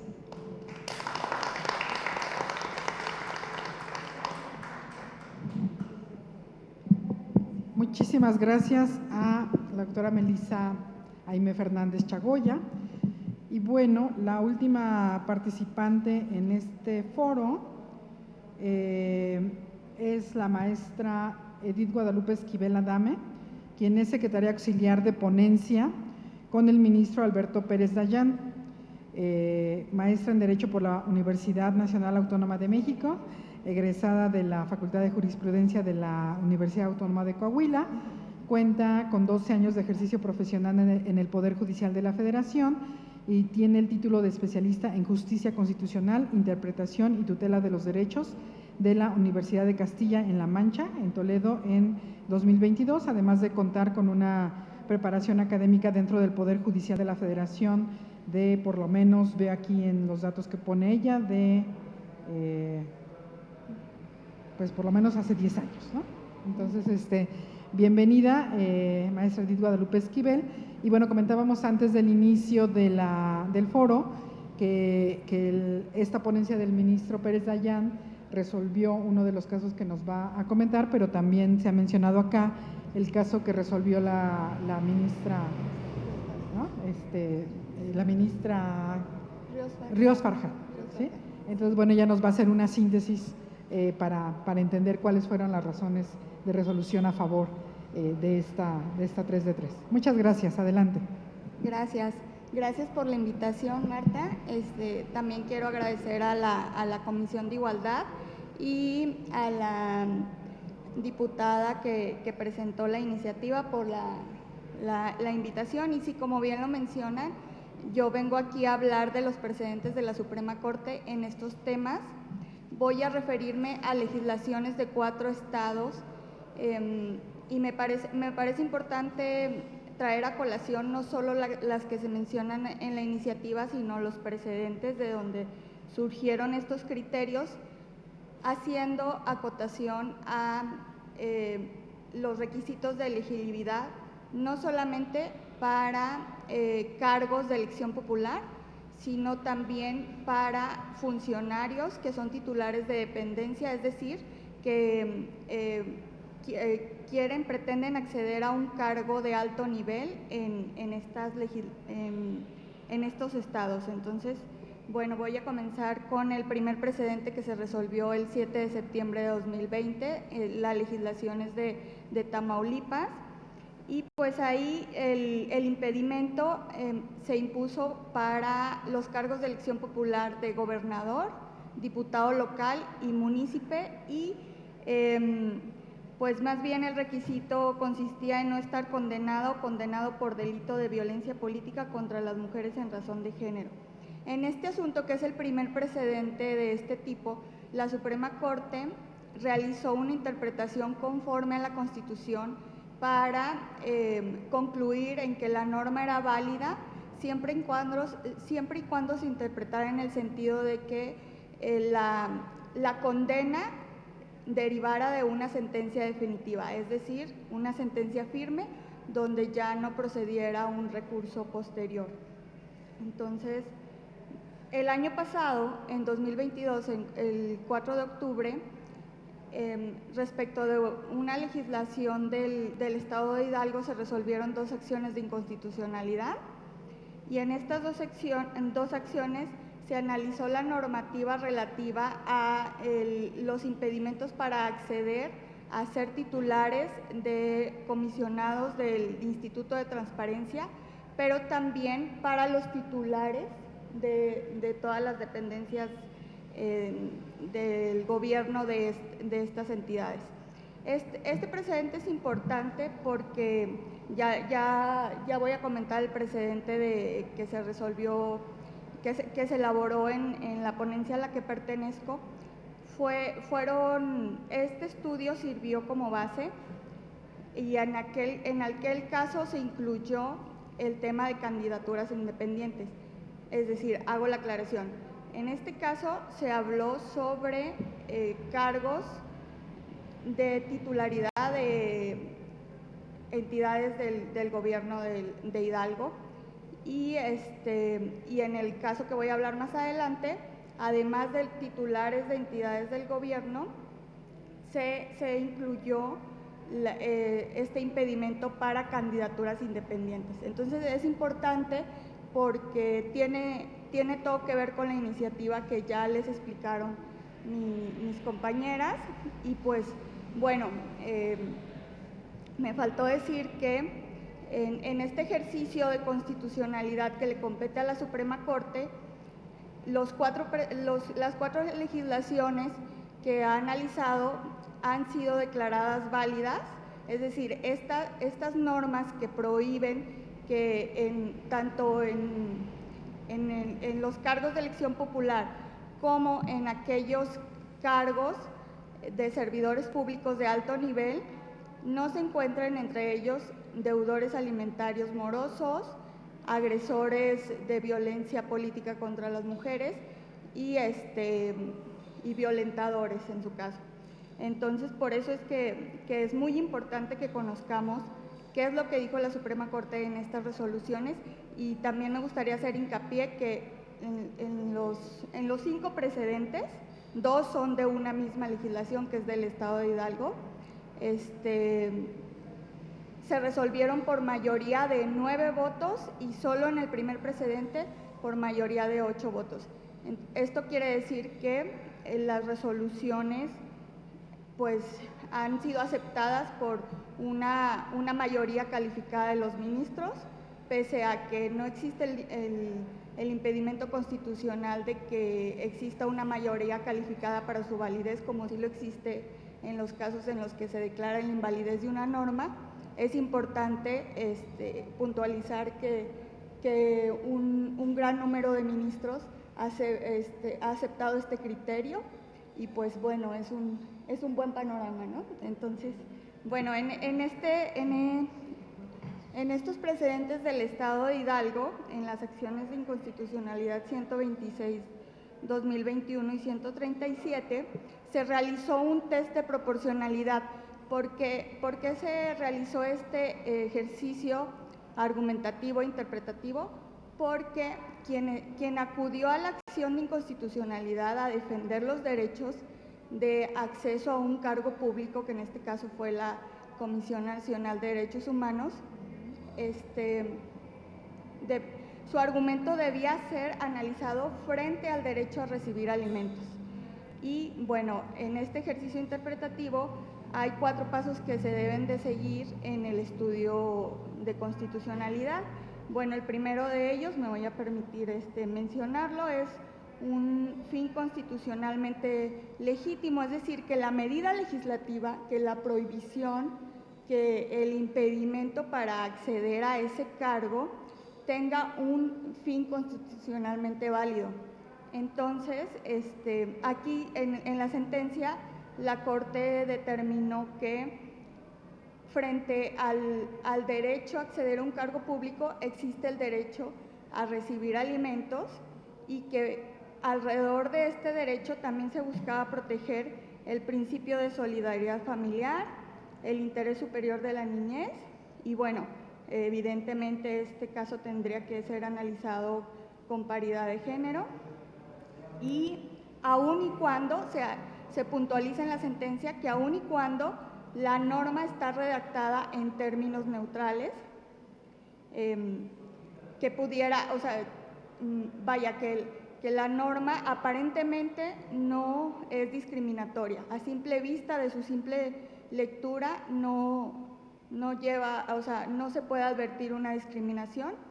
Aún así, se tomó en cuenta la situación especial en la que se encuentran las mujeres en una desventaja cuando el deudor alimentario no lleva a cabo sus funciones económicas. Entonces, bueno, pasó esa grada del test, la norma, con el fin constitucionalmente válido. Bueno, además se dijo que la norma es idónea porque la pretensión de esta norma es elevar los costos para quienes quieren acceder al cargo público, y no solamente económicos, sino jurídicos. Es decir, o sea, en palabras más entendibles, o sea, ser como un impedimento o una traba para que pueda desarrollar su pretensión porque está incumpliendo una obligación alimentaria. Y ahora, bueno, nos pasamos al paso de la necesidad en la medida. ¿Por qué es necesaria esta medida? Bueno, el criterio reconoce que existen otro tipo de medidas en materia penal, en materia civil, incluso los registros que aquí ya se mencionaron, pero se considera que no es suficiente, y la propia sentencia cita datos del INEGI, donde pues hay cifras alarmantes en el sentido de que el 67% de las mujeres madres solteras no reciben una pensión alimenticia. Y entonces esto crea un problema grave y tiene que ver con el siguiente paso de análisis, pero me di a la tarea de leer la iniciativa, y la iniciativa trae sus propias cifras muy interesantes y también que abonan a este argumento propio de la sentencia. Ahora, bueno, finalmente, en el tema de la proporcionalidad en el sentido estricto, este tema de la proporcionalidad quiere decir que para que una norma sea válida constitucionalmente, el beneficio que acarrea su restricción o el impedimento que ésta trae consigo tiene que ser mayor al perjuicio que causaría, y en eso concluyó la sentencia. Es decir, el derecho a recibir alimentos y el que con esta medida se incentive o se impida su incumplimiento trae mayores beneficios que la posibilidad de que alguien acceda a un cargo público. Exactamente, una molestia pero su molestia es menor, porque incluso la propia sentencia lo menciona. Esto se elimina poniéndose al corriente, que bueno, es una de las cuestiones que la compañera ya mencionó, que por ahí podría tener otros puntos débiles o otras aristas desde donde analizarse, pero aquí en concreto, en el análisis de esta norma del Estado de Hidalgo, fue a la conclusión a la que llegaron los ministros. Y se resolvió por mayoría de 9 votos. Y a ver. Sí. Gracias. Sí. Bueno, ahora el Estado de Yucatán también emitió normas en el mismo sentido, pero aquí no solo se trataba de normas para acceder a un cargo en el servicio público a través de la titularidad de una dependencia, sino que se agregó el tema de candidaturas independientes, ¿sí?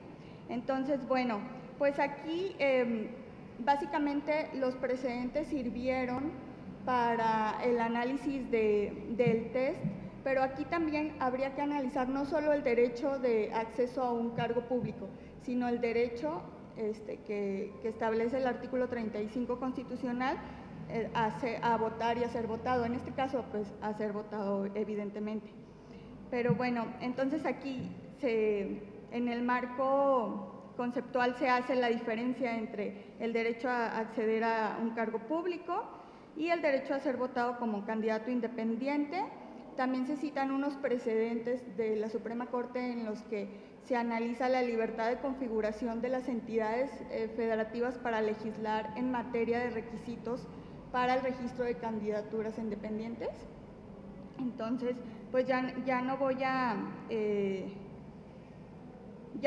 a repetir los argumentos que tienen que ver con el fin constitucionalmente legítimo, la idoneidad, necesidad y proporcionalidad, pero lo que sí voy a hacer énfasis es que en esta sentencia se agregó un tema importante sobre el derecho a recibir alimentos y los ministros decidieron abonar a esta sentencia el tema de que este es un derecho transversal, y me voy a permitir me voy a permitir leerlo, que dice: el derecho humano a la alimentación es aplicable de manera transversal en relación con diversos derechos humanos, atendiendo a que su desconocimiento puede afectar diversos derechos de menores, mujeres o personas gestantes, personas con discapacidad, adultos mayores, entre otros acreedores alimenticios, como pueden ser los derechos a la salud física y emocional, la vivienda, la educación, el libre desarrollo de la personalidad, entre otros.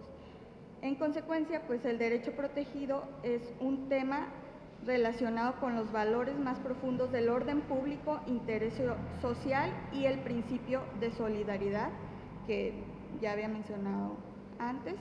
Entonces, pues esto es por lo que hace al requisito de no ser deudor o deudora alimentaria para acceder tanto a cargos de titularidad de entes de gobierno como candidaturas independientes, ¿sí? Y pues bueno, sobre el precedente que también se menciona en la iniciativa, que es del Estado de Nuevo León, que es la acción de inconstitucionalidad 50-2022, aquí el requisito que la legislación establece es de no haber sido sentenciado por delito de violencia política contra las mujeres por razón de género, de violencia familiar, delitos sexuales o por delitos que atenten contra la obligación alimentaria para acceder al cargo público de elección popular.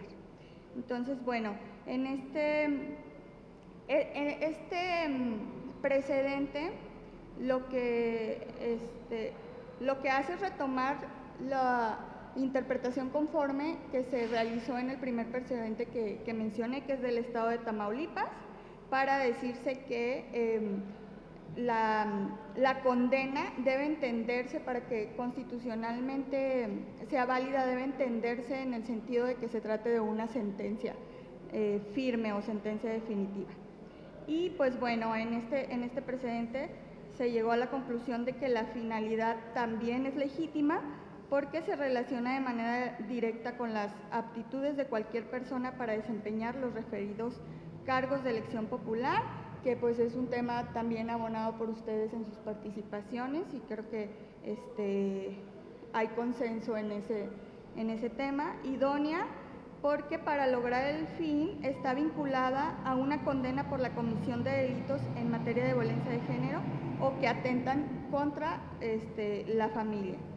Y pues se consideró también necesario y proporcional, porque aquí la ministra ponente hizo énfasis en que no debe permitirse que una persona que haya sido condenada por haber afectado los derechos de las infancias y de las mujeres ocupe un cargo de elección popular, ya que estos, por definición, están a la vista de todos y llegan a representar modelos a seguir.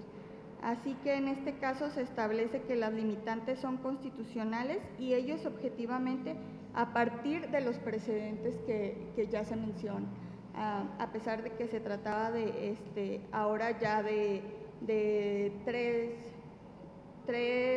escenarios distintos, no solo el de violencia política, sino violencia familiar y delitos sexuales.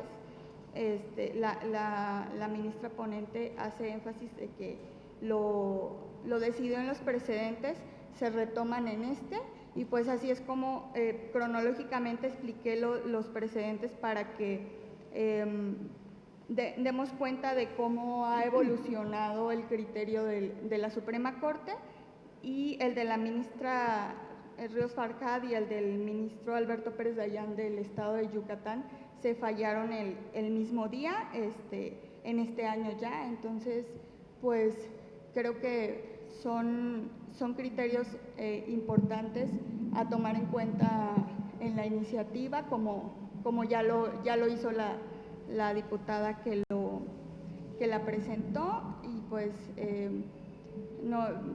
no queda más que pues agradecer el compartir el podio con personas muy preparadas y que todas están enfocadas en estos temas, y pues reiterar que en el tema de constitucionalidad de normas, la Suprema Corte ya tiene énfasis en resolver con perspectiva de género, pero no solo eso, como son valores que involucran a la familia, pues también hay derechos que tienen que ver con la niñez, y ya vimos que se tomó en cuenta también el principio de solidaridad familiar, incluso de adultos mayores. Entonces, pues, por mi parte sería todo. Muchas gracias.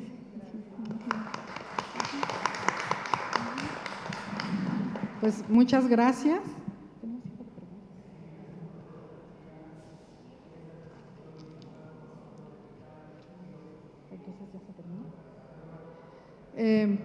Bueno, dado el simulacro, ya se nos amalgamó el tiempo, entonces no sé si tenga alguien alguna pregunta,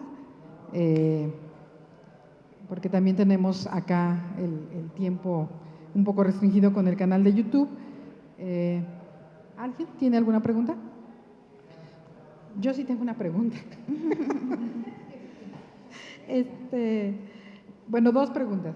Una, con estos casos de la Corte, ¿ya se genera lo que se conoce como jurisprudencia o cada caso tiene que ser referido como los preliminares, preámbulos? Esa es una pregunta. Y la otra, el tema de los mecanismos. En las iniciativas se debe de procurar establecer con esa precisión el tema de los mecanismos para aquellas instancias a donde se quiera ejecutar.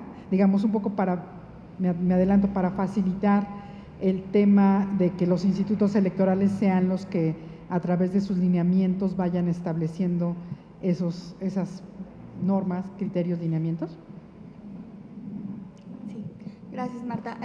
Es una pregunta muy interesante porque es muy importante hacer la diferencia sobre el medio de control que se está ejerciendo. En estos casos fueron acciones de inconstitucionalidad que son control abstracto de una norma. Esto quiere decir que solo los órganos legitimados constitucionalmente pueden acudir a la Suprema Corte y decir, ¿sabes qué? Es que esta norma es inconstitucional, como en este caso, en el primer precedente que mencioné del Estado de Tamaulipas, fueron 2 partidos políticos los que ejercieron la acción de inconstitucionalidad, y en los del Estado de Hidalgo, Yucatán y Nuevo León fue la Comisión Nacional de Derechos Humanos. Bueno, se acude a la Suprema Corte, para decir, esta norma viola derechos humanos.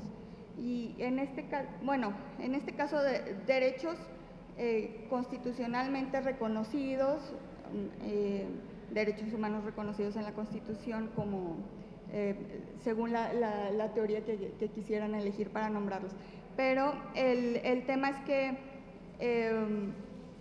se hace un control abstracto de la norma sin que exista un acto de aplicación. Es decir, el ciudadano que se ve afectado por la norma no es quien acude a la Suprema Corte, sino son estos órganos legitimados quienes en representación de la sociedad acuden a la Suprema Corte. Y en acciones de inconstitucionalidad no existen jurisprudencia, no existe, no se realiza una jurisprudencia como es el caso de los amparos o de las contradicciones de tesis o en el sinnúmero de asuntos que resuelve el Poder Judicial Federal. Existen criterios que conforman jurisprudencia o el ahora nombrado precedente judicial, que con uno solo, dependiendo de la votación, ya es obligatorio. Pero bueno, en este caso nos encontramos en acción de inconstitucionalidad y cuando se declara la validez de una norma, solo se necesita la mayoría de los ministros. Cuando se va a declarar la invalidez de una norma, la Constitución establece que se requiere mayoría calificada de 8 de los ministros. Entonces, pero, y aquí como nos referimos a control abstracto, sí serían precedentes que pudiera retomar la Suprema Corte. No en forma de jurisprudencia, sino como precedente judicial. Precedente judicial. Exacto, sí. Bueno, sí, ahí ya hay una teoría del precedente que es adoptada por nuestro sistema jurídico y en los temas que son que fueron relevantes y las razones que sirvieron para resolver ese caso son las que obligan. Las otras cuestiones que no tienen que ver con la resolución propiamente, alrededor de la sentencia, eso ya no pudieran ser obligatorias, pero en este caso las que expliqué sí conforman un precedente. ¿Sí? Ay, perdón. Sí, desde el instituto se anima, digamos, a que la consigna ningún agresor al poder sea materializada, digamos, ¿no? Los mecanismos para su aplicabilidad, nos parece, pudieran servirnos a manera de ejemplo el procedimiento especial sancionador y de las medidas cautelares y de protección que se tienen consignadas puntualmente en el departamento de quejas respectivo, ¿no? Esto con el fin de que no solamente se quede como anunciado y sea el checklist de las instituciones que cubran con todo lo que hoy se tiene que cubrir, sino que realmente haya mecanismos de aplicabilidad punto por punto y que además estén establecidos. Es decir, no solamente es una lista de lo que hemos dicho en esta mesa, no solamente una lista para saber cómo le hago para ejercer un cargo de poder, sino cómo lo mantengo. Y en el caso de fallar con alguno de esos puntos, entonces el mecanismo para sancionar y prevenir y acompañar esté presente. Perfecto. Muchas gracias. A ustedes. ¿Sí? Es muy importante, como lo comentó la compañera Karen del Poder Judicial, los mecanismos y justo no olvidarse de nadie, de ninguna instancia y de ninguna coma y de ningún punto para la aplicabilidad correcta, porque lo que buscamos es un marco jurídico eficaz y eficiente. Y aquí viene el tema de la regulación en las leyes secundarias y yo sí quisiera aludir a varias que tendremos que tener puntual atención. Por eso la urgencia de que salga la parte de la reforma, y aquí quisiera dejar ese llamado al Congreso de la Ciudad de México a que no quede en la presentación de la iniciativa y se apruebe en su inmediato para que esto se apruebe inmediatamente, porque requerirá para las leyes, las reglas electorales que inician en septiembre del 2023, estas tendrán que estar publicadas máximo en mayo de este año, entonces estamos contra el tiempo. Y estoy hablando de que se requerirá leyes que permitan decirle con claridad a los institutos electorales, por ejemplo, que deben sancionar, aunque es un tema de legislación federal, a los partidos políticos que postulen y no solamente a los candidatos en sí mismo. Como también en la parte muy minuciosa de lo que implicará en la función pública, cómo aplica, quién extiende la constancia, quién monitorea al funcionariado público. ¿Qué pasa cuando llegan al cargo y cumplieron estos requisitos, pero una vez estando en el cargo lo generan? O sea, ¿cómo es el mecanismo para la remoción del cargo incluso, ¿no? O sea, a lo mejor yo libré el filtro de que llegué intacto, pero ya cuando estoy en el cargo ejerzo este tema. Entonces, ahí es donde está el tema, en que pongamos la lupa en los mecanismos. Entonces, ahí va a ser fundamental contar por eso decía que era importantísimo este foro, que tuviéramos esta charla, que yo instaría que fuera permanente, porque incluso para la dictaminación se requerirá, incluso yo aquí invitaría que con la Fiscalía también se requerirá hablar por el tema de antecedentes de investigación y procesamiento, etcétera, porque esas comas y esos puntos es lo que hoy, al amparo de triquiñuelas jurídicas, tiene impunes a muchos. Entonces, me parece que en nuestro inventario mínimo que hemos hecho, estamos hablando de paquetes de entre 8 y 12 leyes, entre orgánicas y secundarias, para la implementación adecuada de cada modificación a los artículos constitucionales que determinen los requisitos en cada cargo de elección, de designación y de concurso.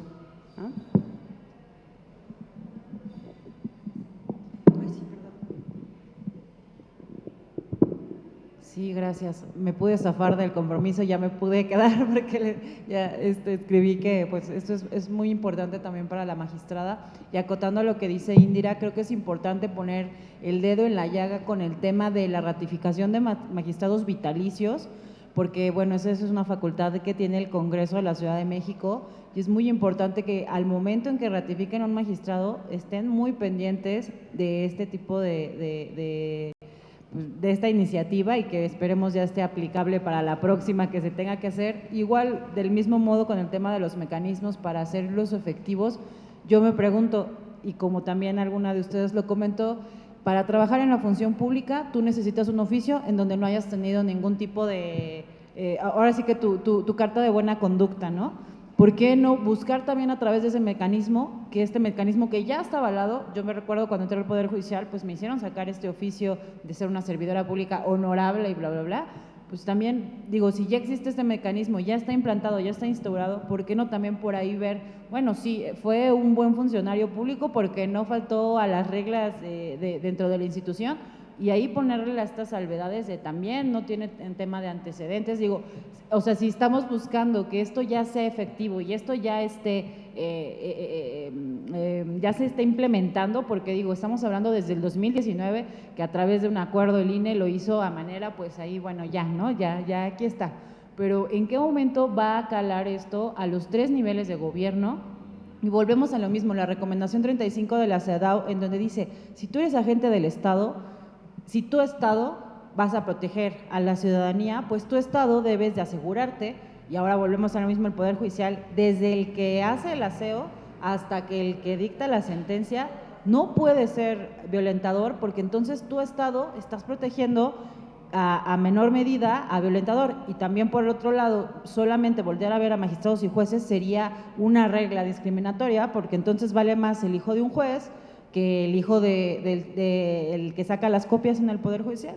Entonces, volvemos a lo mismo. Yo creo que a los 3 niveles de gobierno, cualquier persona que trabaje o que el Estado le esté pagando, entonces yo misma, Estado, no puedo pagarle a un violentador, seas tú quien seas, porque volvemos a lo mismo, solo volteamos a ver a los diputados, a los senadores, a los directores, pero el acoso laboral en las instituciones públicas es un tema que más que urgente se habla, pero tampoco pasa nada, ¿no? Tampoco, o sea, se dice y no pasa nada. Entonces yo creo que todas las personas que sean pagadas por el Estado debe asegurarse de que no sean violentadores y vámonos con todos, porque si me piden una carta de buena conducta para poder entrar a una institución, ¿por qué no también tengo que cubrir estas 3? Que bueno, pues en un tema, en una pandemia mundial que es la violencia en contra de las mujeres, pues solamente tomando este tipo de medidas afirmativas y acciones concretas, ya no vengamos a inventar más leyes, más mecanismos, más formas, porque ya los tenemos. Si podemos ver cómo opera este mecanismo de buena conducta para servidores públicos, poder meter una salvaguarda y ver pues que también no sea esto y nuestro sumado, ¿no? No sé, es ahora sí que un punto de vista y por favor no se olviden del Poder Judicial. Creo que es importante que volteamos más a ver esta institución a todos los niveles, en todos los estados, porque nos preocupamos mucho por quién nos va a gobernar, por los políticos y las campañas, pero nadie sabe cómo se hace una elección en el Poder Judicial, nadie sabe cómo, o sea, bueno, a veces la magistrada ha hecho campañas de qué hace un magistrado, qué hace un juzgador, qué hace un juez, porque es increíble, pero bueno, si no estás dentro del medio, la gente no sabe qué hace un magistrado. La gente ubica un juez y cree que un juez es todo, o es lo mismo, opera por todos lados, pero no saben cómo llegan al poder. Este tipo de procedimientos no están en el ojo público, no está en la agenda pública, voltear a ver, y creo que es lo más importante, porque ¿de qué nos sirven? Volvemos a lo mismo, se ha dado México perfectas, sus leyes son hermosas, son maravillosas, son una poesía, pero ya el momento en que llega la práctica, por pequeñeces, aquí está la Suprema Corte, al amparo se cae todo y estamos en la misma situación. Y lo peor de todo, como también se comentó, una mujer que ya pidió ser protegida por la justicia y no lo logró, el violentador vuelve con todo, porque dice, pues claro, si los mismos juzgados, el mismo Poder Judicial no te protegió, ¿quién te va a proteger? Entonces, la mujer sale del ciclo de la violencia, va e ingresa su denuncia, su demanda, el instrumento jurídico que sea, el Estado la ignora, no la voltea a ver, la revictimiza y entonces el agresor casi es con la misma sonrisa, jajaja, te lo dije, aquí el que manda soy yo, ¿no? Entonces busquemos las formas, los modos y pues igualmente muchas gracias a todas por compartir sus conocimientos y pues sigamos trabajando y yo creo que también es importante este canal entre los poderes judiciales y los congresos para tener leyes que realmente cumplan el tema por el que fueron creadas. Gracias. Los últimos 30 segundos, por favor. Nada más una petición al Poder Judicial, porque actualmente se inscriben en el registro de deudores alimentarios morosos a petición de parte de la persona acreedora. Yo les suplico que sea el juez el que automáticamente las inscriba, porque además muchas veces no se les da a ellas la información de que lo tienen que hacer. Entonces, que sea automático. Muchas gracias. Pues con esta intervención concluimos el foro 3 de 3 contra la violencia, ningún agresor en el poder, y se continúa el trabajo de análisis legislativo de las iniciativas que aquí se han comentado. Muchas gracias por su participación. Buenas tardes a todas.